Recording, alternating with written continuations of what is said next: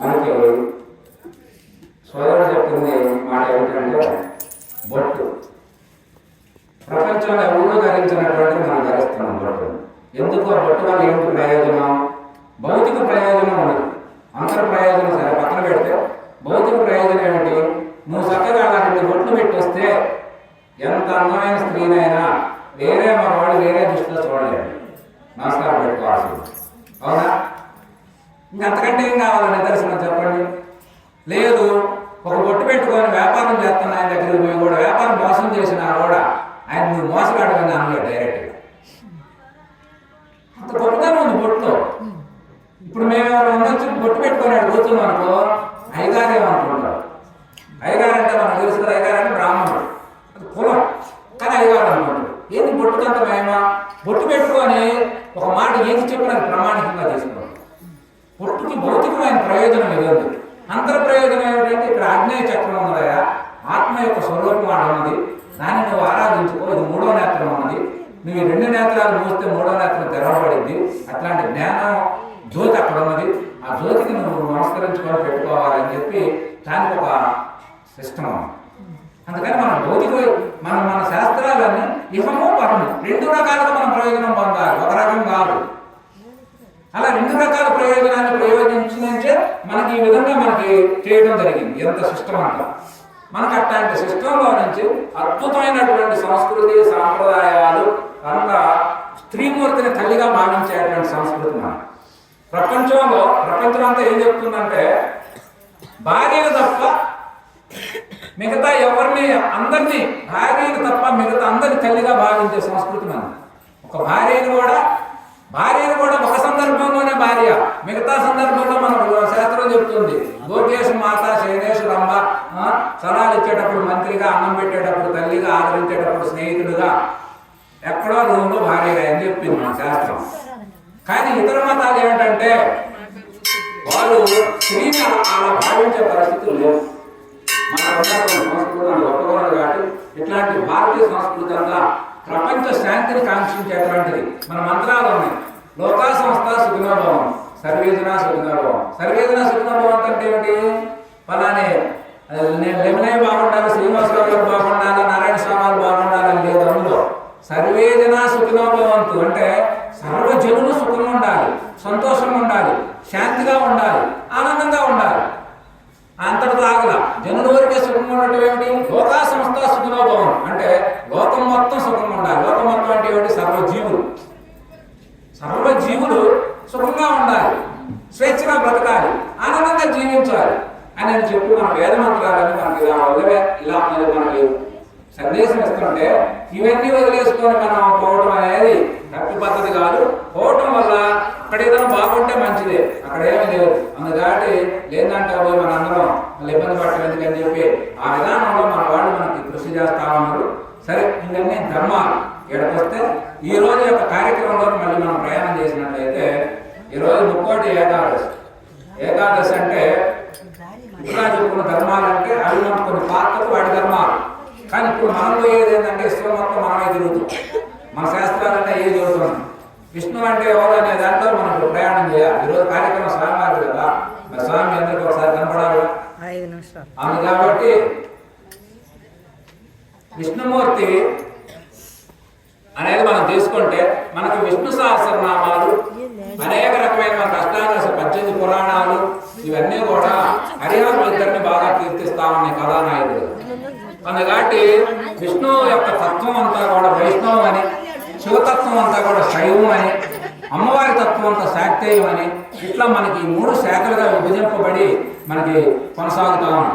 అందులో విష్ణుతత్వం అంతా చేసుకుంటే విష్ణుతత్వం సృష్టి ఆదిలో ప్రారంభమైనటువంటి సృష్టి అసలు ఆయనతో ప్రారంభమైంది. మన మంత్రం చూసుకోండి, మనం అందరి దేవతలకి ఓమును ముందు పెడతాం, అవునా? కానీ హరి హోమం అంటాం. మరి హరికి ముందు హోమం ఎట్లా ఉంటుంది చెప్పండి?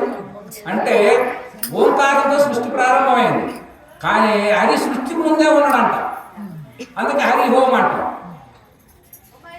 అందుకని ఆ మంత్రాన్ని తీసుకుంటే హరి అనేది సాకారంలో నిరాకారంలో అంటే భగవంతుడు, మనం ఏ భగవంతుడు ఈ సృష్టి మొత్తానికి ఆధారమై ఉన్నదో ఆ ఆధారమైనటువంటి వాడు విష్ణువే అని చెప్పి మనకి శాస్త్రాలు తెలియజేస్తామని మహాత్ములందరూ తెలియజేస్తామన్నారు.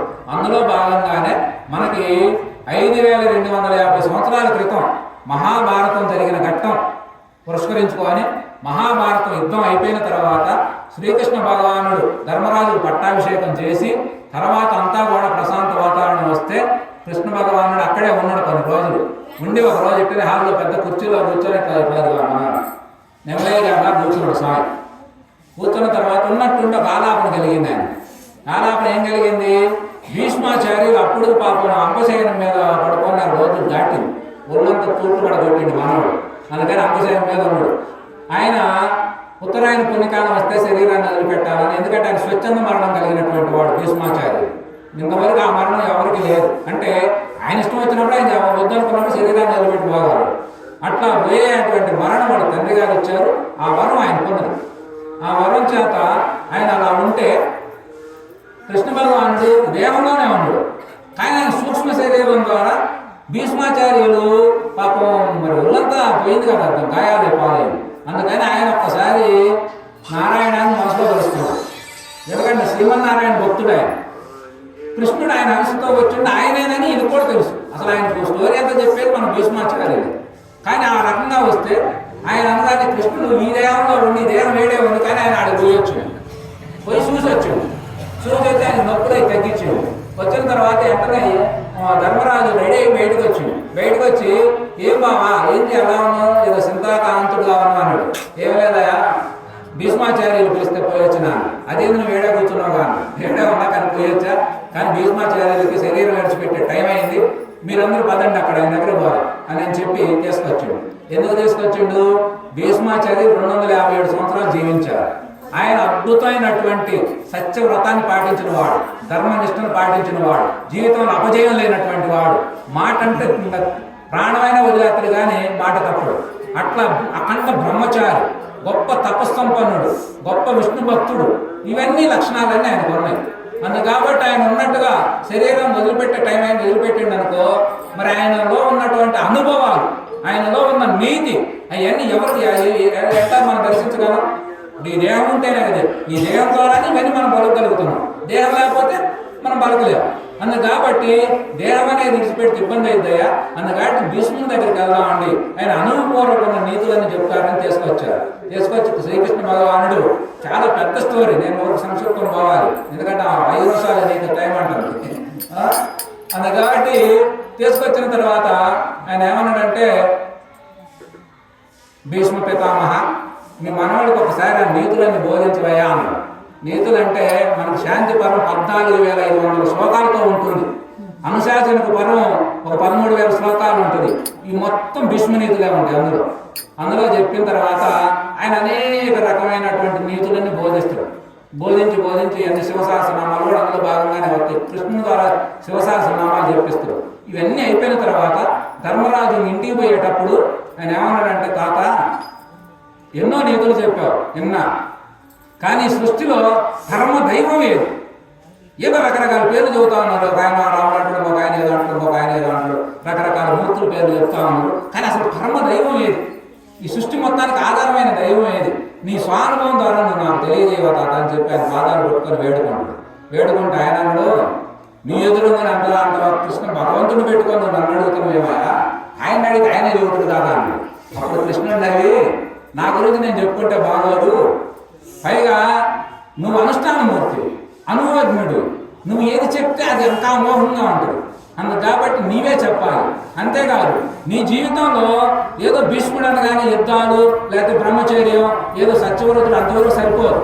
నీ పేరు మీద శాశ్వతమైనటువంటి ఒక సహస్రనామం అనేది నిలిచి ఉండాలా. కాబట్టి విష్ణు సహస్రనామాన్ని నువ్వే చెప్పాలి అని చెప్పి కృష్ణుడు దగ్గరకు వచ్చాని ధర్మరాజు అడిగినటువంటి ప్రశ్నలకి విష్ణు సహస్రనామాన్ని అప్పుడు ఆయన వెల్లడి చేయడం జరిగింది. ఎంత అద్భుతంగా ఉంటుందో విష్ణు సహస్రనామం చెప్పేటప్పుడు మనం ఏమనుకుంటాం, మళ్ళీ భీష్ముని ద్వారా వచ్చిందేమో అనుకుంటాం. కానీ భీష్మ పితామహుడు చెప్పిన మాట ఏమిటంటే, మనోడా ఇది కొంతమంది ఋషులు దానం చేయగా నేను విన్నా. అంటే ఇది నాతో మొదలవుతుంది అనుకోబాబు, మళ్ళీ నేనేదో చెప్పాను అనుకోబాబు. ఎంతో మంది ఋషులు అనేక రకాలుగా దానం చేస్తే నేను అక్కడక్కడ విన్నా, అవి నీకు చెప్తున్నా, ఇవి నీకు నీ జీవితాన్ని సార్థకత చేయగలవు, నువ్వు వీటిని తెలుసుకో అని చెప్పి అప్పుడు మొదలు పెడతాడు. విశ్వం విష్ణు వశిష్ఠకార భూత భవ్య భవత్ ప్రభో ఇది ఆ శ్లోకం. ఈ రకంగా మొదలు పెడితే విశ్వం విష్ణు, ఈ యొక్క 2 నామాల అర్థం చెప్పడమే 998 నామాలు వాటికి వ్యాకరణంగా చెప్పడం జరిగింది. అంటే ఈ 2 నామాలకు అర్థమే మిగతాదంతా చెప్పాల్సి వచ్చింది. అంటే ఏమిటి? విశ్వం అంటే ఏమిటి? సంస్కృతం విశ్వం అంటే ప్రపంచం అని, ప్రపంచం అంటే విశ్వం అని.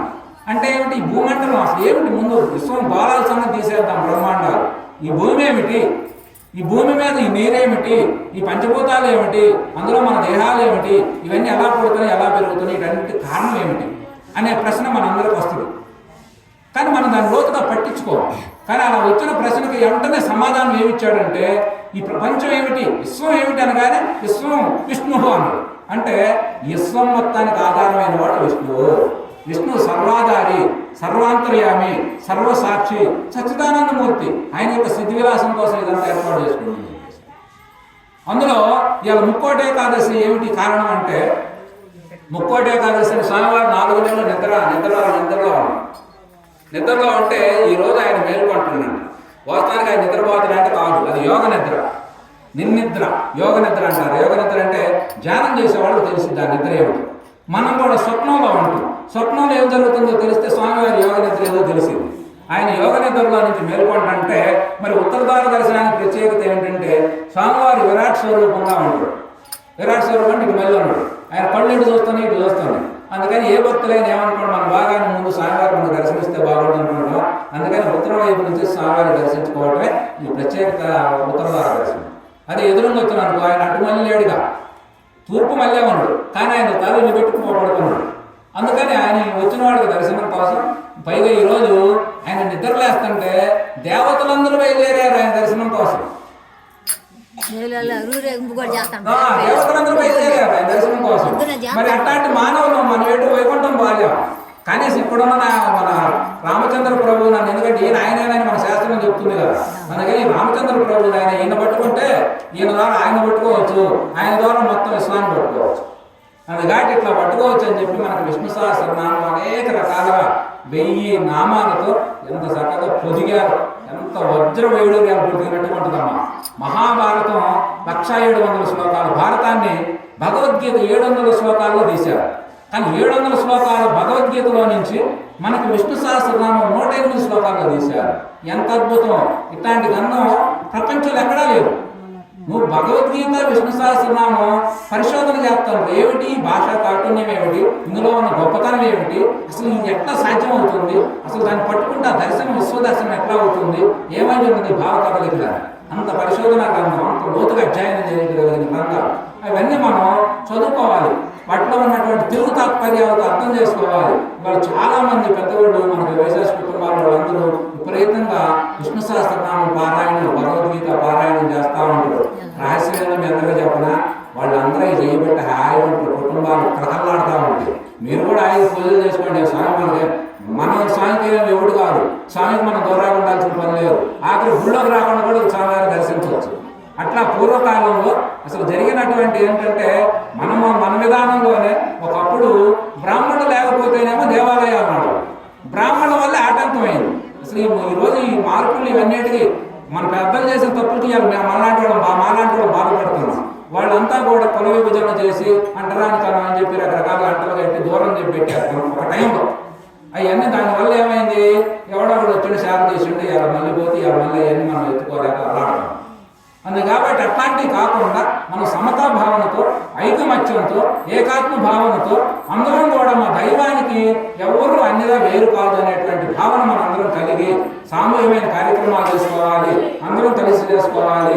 ఓపికతో మన కార్యక్రమాలను మనం చేసుకుంటామంటే మన యొక్క సంస్కృతి సాంప్రదాయాలు మానవ జీవితాన్ని ఎంతో ఉద్ధరించి ప్రపంచంలో ధర్మార్థ కామ మోక్షాలు మనకి మన గ్రంథాల సారాంశం అంతా చెప్పి ఒక ముక్కలో చెబుతుంది. ఏమిటి? చతుర్వేద పురుషార్థాన్ని సాధించండి అని. చతుర్వేద పురుషార్థాలు ఏమిటి? ధర్మంగా జీవించు, అర్థకామాలను అర్జించు, మోక్ష జ్ఞానాన్ని పొందు. అంటే ధర్మం ద్వారా నీవు పాత్రను ధరించాలి. ఇప్పుడు నేను వచ్చా, ఈ పాత్రను ధరించావు, మీరు గాయకులుగా ధరించారు, మళ్ళీ ఇంటికి పోతే పాత్ర మారింది. అట్లా నీవు ధర్మం అనేది మనకు చాలా ప్రధానమైనది. ధర్మ సూక్ష్మం, ధర్మ రహస్యం, ధర్మ సనాతన ధర్మం 4 రకాలు ఉంది. ఈ 4 రకాలు రేపు చెప్పాలి, ఇప్పుడు చెప్పండి. కానీ అలా ఈ యొక్క ధర్మాన్ని ధరించి అర్ధకామాన్ని ప్రపంచం అంతా ఏం చేస్తుందో తెలుసా? అర్ధకామాల వైపు పరుగులు చేస్తుంది. అంటే ధనం సంపాదించాలా, భూమి సంపాదించాలా, అందమైనటువంటి ఇల్లులు కట్టాలా, పొలాలు కొనాలి, ఏవేవో అంత భౌతిక ప్రయోజనంలో పడి కొట్టుపోతా ఉంది. పైగా కామం అంటే కోరికలు తీర్చుకోవటం, ఇది అది తింటే రుచు, ఇది తింటే రుచు, తిండి ఏవి కావాలో రకరకాల వ్యసనాల్లో పోతుంది.